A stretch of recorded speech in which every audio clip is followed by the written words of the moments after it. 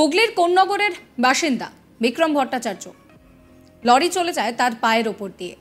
দুর্ঘটনার পর শ্রীরামপুরের ওয়ালস হাসপাতালে নিয়ে যাওয়া হয় তাকে। সেখান থেকে তাকে রেফার করা হয় কলকাতার আরজি করে। কিন্তু সেখানে কার্যত 3 ঘন্টা বিনা চিকিৎসায় পড়ে থেকে মৃত্যু হয় বিক্রমের। এই ঘটনার কথা উল্লেখ করে এবার টুইট করলেন তৃণমূলের সাধারণ সম্পাদক তথা সাংসদ অভিষেক বন্দ্যোপাধ্যায়। আন্দোলনরত চিকিৎসকদের নিজেদের দাবিতে লড়াইয়ের পাশাপাশি পরিষেবা দেওয়ার আর্জি জানালেন অভিষেক। নিজের এক্স হ্যান্ডেলে অভিষেক লিখলেন, জুনিয়র ডাক্তারদের দাবি ন্যায্য। আমি তাদের আবেদন জানাই, এমনভাবে প্রতিবাদ করুন যাতে পরিষেবাটা ব্যাহত না হয়। বিষয়টি নিয়ে টুইট করেছেন তৃণমূল নেতা কুণাল ঘোষও। এই মুহূর্তে আপনাদেরকে দেখাচ্ছি অভিষেক বন্দ্যোপাধ্যায়ের টুইট। অভিষেক লিখছেন যে জুনিয়র ডাক্তারদের দাবি ন্যায্য। আমি তাদের আবেদন জানাই, এমনভাবে প্রতিবাদ করুন যাতে জরুরি পরিষেবা ব্যাহত না হয়। সংবাদ মাধ্যম সূত্রে জানতে পেরেছি, সেই কথাও তিনি বলছেন যে সকাল 9টা থেকে বেলা 12টা পর্যন্ত ওই যুবক পড়েছিলেন। তারপরও তাকে ভর্তি নেওয়া হয়নি। পরিষেবার সচল রেখে আন্দোলন চলুক, আরজি পরিবারের লোকেদের। অন্যদিকে কুণাল ঘোষ তিনিও টুইট করেছেন। তিনি বলছেন যে সংবাদ মাধ্যম সূত্রে জানতে পেরেছি যে সকাল 9টা থেকে বেলা 12টা পর্যন্ত যুবক পড়েছিলেন, তারপরেও তাকে ভর্তি নেওয়া হয়নি। তিনি আরও উল্লেখ করছেন যে পরিষেবা সচল রেখে আন্দোলন চলুক।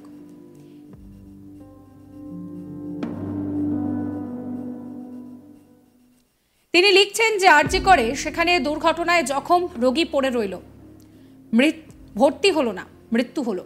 সংবাদ মাধ্যম সূত্রে পাওয়া খবর, আরজি করে বিনা চিকিৎসায় মৃত্যু হয়েছে 28 বছর বয়সী যুবকের। কান্নায় ভেঙে পড়ল পরিবার। অভিযোগ, সকাল 9টা থেকে বেলা 12টা পর্যন্ত পেশেন্ট পড়েছিল, তারপরেও তাকে ভর্তি নেওয়া হয়নি।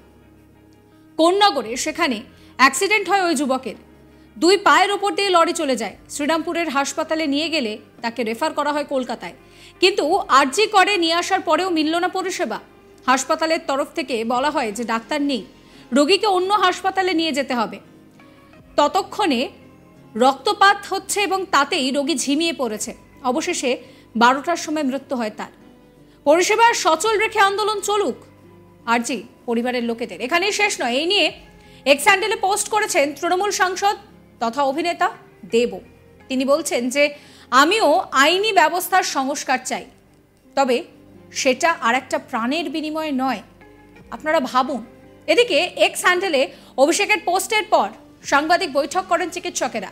সেখানে তারা অভিযোগ করেন যে কলকাতার বিভিন্ন হাসপাতালের বাইরে সেখানে যে মে আই হেল্প কিয়স্ক তৈরি করা হয়েছে, পুরসভার এই কিয়স্ক থেকেই রোগীদেরকে বেসরকারি হাসপাতালে যেতে বলা হচ্ছে, যা কালিমালিপ্ত করা হচ্ছে চিকিৎসকদের, বিভ্রান্ত করা হচ্ছে সাধারণ মানুষকে, রোগীদের মধ্যে মিথ্যা প্রচার করা হচ্ছে।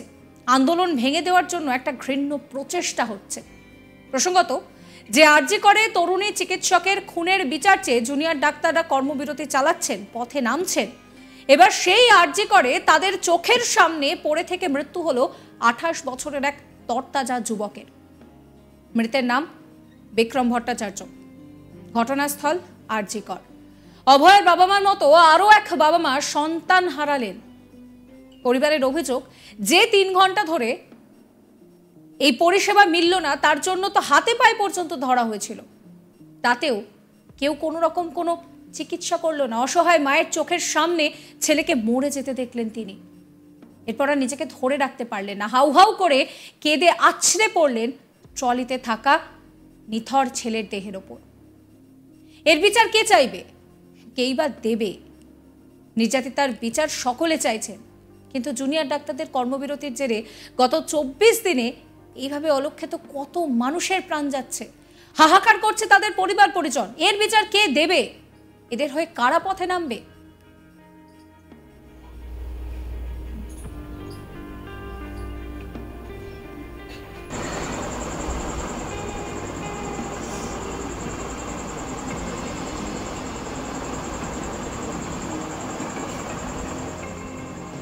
জানা গিয়েছে কোন্নগরে 28 বছরের তরতাজা যুবক বিক্রম ভট্টাচার্যের পায়ের উপর দিয়ে লরি চলে যায়।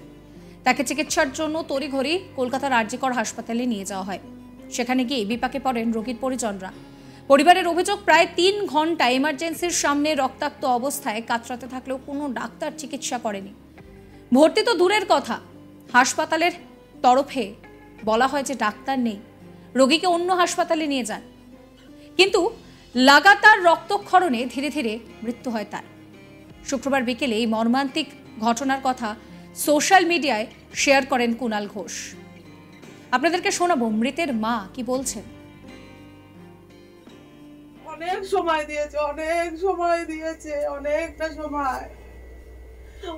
সময়। এর মধ্যে ওটি করে ও বেরিয়ে আসার কথা, ও অনেক সময় দিয়েছে।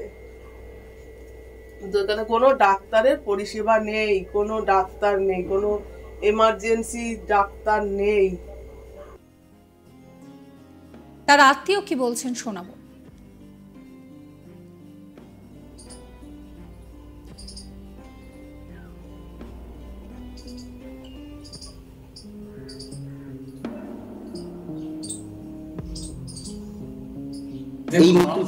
অধিকার আছে আন্দোলন করবার, কোনো ব্যাপারে মানুষের বক্তব্য রাখার, আমাদের দেশে গণতান্ত্রিক দেশে আন্দোলন করবার সমস্ত ক্ষমতাই আছে।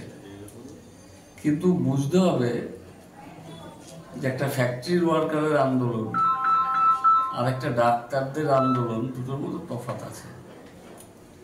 ডাক্তারদের প্রতি অন্যায় অবিচার হলে নিশ্চয়ই তারাও বলবে, তারাও তো সমাজের জগতেরই মানুষ, তারা নিশ্চয়ই বলবে।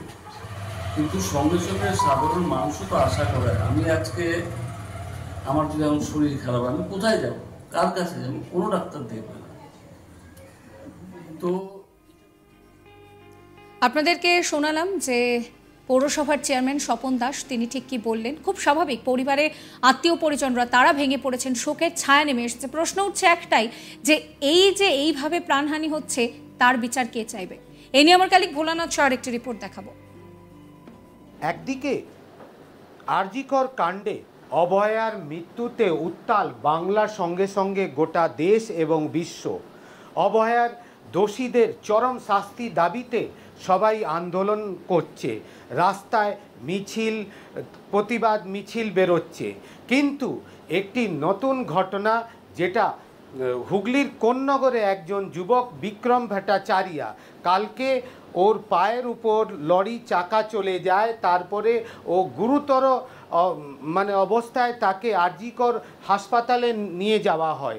পরিবারের অভিযোগ যে হাসপাতালে নিয়ে গিয়ে ডক্টরদের কর্মবিরতি চলার জন্যে তা প্রায় 3 ঘন্টা ইমার্জেন্সির সামনে আরজিকর হাসপাতাল।